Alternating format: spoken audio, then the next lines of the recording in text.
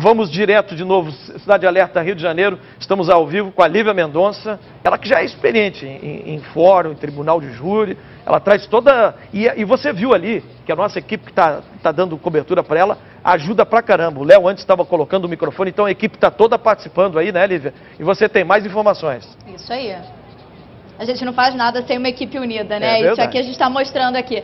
Mas então, Forcolém, sobre aquela questão que vocês estavam discutindo, né, do Jorge, o depoimento dele, então, era um depoimento muito esperado hoje aqui no Fórum de Contagem. Só que é o seguinte, ele não compareceu. Ele foi arrolado como testemunha, mas ele não estaria aqui em Minas Gerais, e sim aí no Rio de Janeiro. Por isso ele não compareceu ao fórum, como também todas as testemunhas de defesa. Agora, para entender melhor se vai prejudicar ou não, ao meu lado está o comentarista da Record, Dr. Daledoni, que também foi advogado do Bruno. Vale ressaltar que o Dr. Daledoni, ele saiu do caso, e a gente vai tentar abordar aqui o porquê que ele saiu do caso. Mas antes de a gente entrar nessa questão, eu quero saber o seguinte, doutor, como pode prejudicar? Prejudica ou não, primeiro, a falta dessas testemunhas de defesa?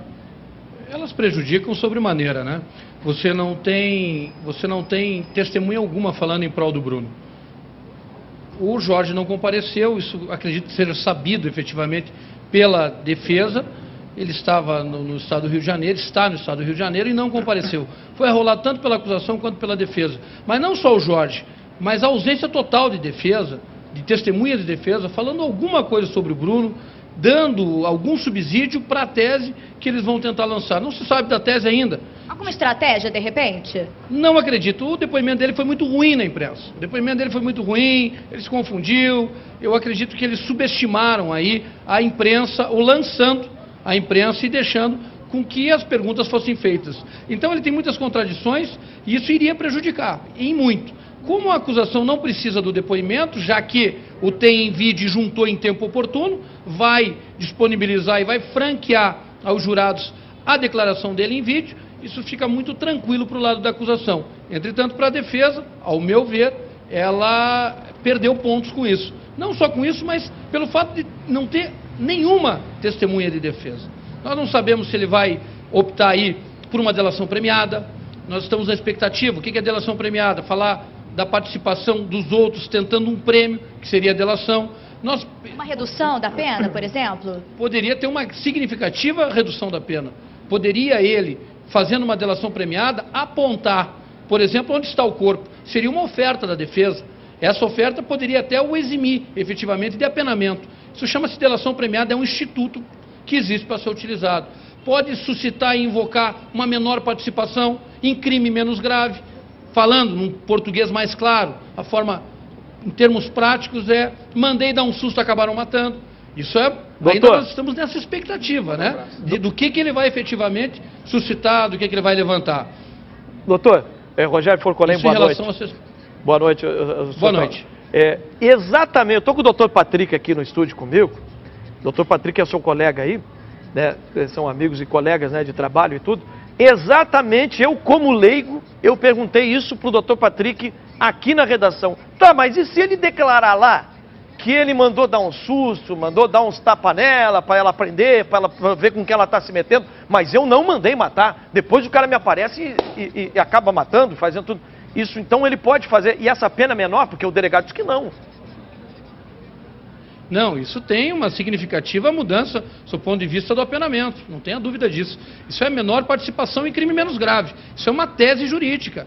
O advogado tem que chegar em plenário e tem que sustentar uma tese jurídica. Sim. Ou não fez em negativa de autoria, ou uma menor participação em crime menos grave, mandei dar um susto, mandei bater, acabou matando, e ele não tinha o domínio final do fato. Sim. Isso tem uma significativa redução no apenamento.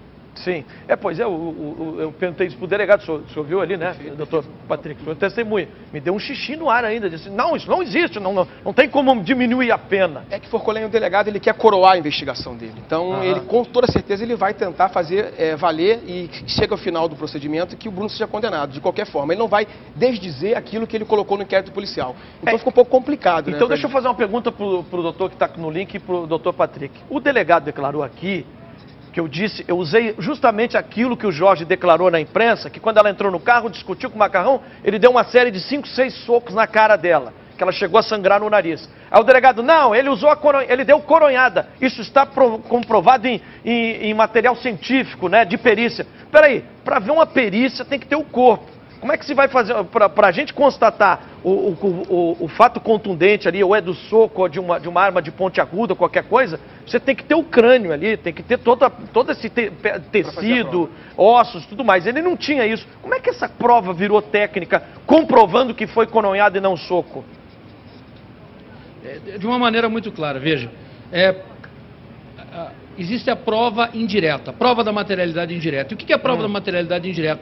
Quando você não tem outros meios, os meios materiais, os meios normais, de você, por exemplo, periciar um cadáver, de você fazer uma necropsia, ou fazer uma exumação, que é aquilo que tira depois de sepultado e exuma, você vai ter que partir para a prova indireta. Porque, do contrário, nós estaríamos aí à mercê do quê? De hábeis matadores, que colocariam aí, consumiriam com o corpo e nós não teríamos nunca punição. Então o legislador é sábio nesse sentido. Existe a prova material indireta. Então quando o menor chega e delata lá, por intermédio da Tupi, tudo foi pelo Rio de Janeiro. O Rio de Janeiro veio desvelando tudo isso, a coisa veio acontecendo, a DH Oeste aí fez um trabalho muito bom. Pegaram o menor, conversaram com o menor e o menor relata que efetivamente existiu esse tipo de agressão, com uma coronhada. Isso tem uma materialização no banco da Range Rover, tanto o sangue dela quanto o sangue efetivamente do menor, porque eles entraram em luta corporal. E agora, a materialidade indireta, o que é a materialidade indireta? Quando eu vi o delegado aqui, eu assisti o delegado explicando, quando ele descreve que ela teve uma asfixia mecânica por esganadura, e ele descreve que os olhos ficaram avermelhados, que a língua ficou profusa. Essa descrição, ela é analisada por médicos legistas que dizem que efetivamente esses sintomas, eles são próprios da esganadura, e isso forma efetivamente a prova material indireta. Só que eu gostaria de acentuar o seguinte: o que está ocorrendo hoje aqui, e como comentarista, é que aqui se discute hoje só a autoria. A materialidade, ela já restou comprovada quando os jurados, efetivamente, no julgamento do Macarrão, eles disseram ao quesito da materialidade que reconheciam que ela estava morta. Tanto é que veio aí, dimanou, quer dizer, fluiu de uma maneira muito tranquila a certidão de óbito, que é efetivamente a documentação daquilo que os jurados decidiram. Agora, também é importante citar que os jurados aqui podem decidir de uma maneira contrária. Ok, doutor. Dizer que não reconhecem a materialidade.